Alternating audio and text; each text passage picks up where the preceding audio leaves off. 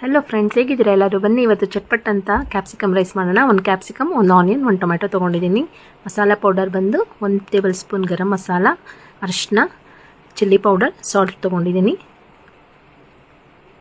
ಸ್ವಲ್ಪ ಎಣ್ಣೆ, ಲೆಮನ್ 1 ಸ್ಪೂನಷ್ಟು ಕೊತ್ತಂಬರಿ, ಆನಿಯನ್ ಎಣ್ಣೆ ಹಾಕ್ಕೊಂಡು ಸಾಸಿವೆ ಹಾಕ್ಕೊಂಡಿದ್ದೀನಿ, ಜೀರಿಗೆ ಸ್ವಲ್ಪ ಹಾಕ್ಕೊಂಡಿದ್ದೀನಿ.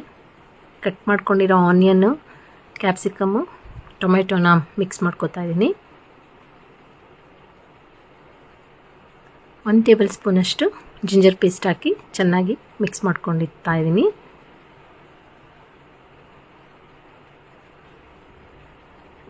ಮಸಾಲ ಪೌಡ್ರನ್ನ ಆ್ಯಡ್ ಮಾಡಿಕೊಂಡೆ. 1 ಟೇಬಲ್ ಸ್ಪೂನಷ್ಟು ಚಿಲ್ಲಿ ಸಾಸ್ನ ತೊಗೊಂಡಿದ್ದೀನಿ. 1 ಟೇಬಲ್ ಸ್ಪೂನ್ ಲೆಮನ್ ಆ್ಯಡ್ ಮಾಡಿದೆ. ಲಾಸ್ಟಿಗೆ ಕೊತ್ತಂಬರಿ ಹಾಕೋದು.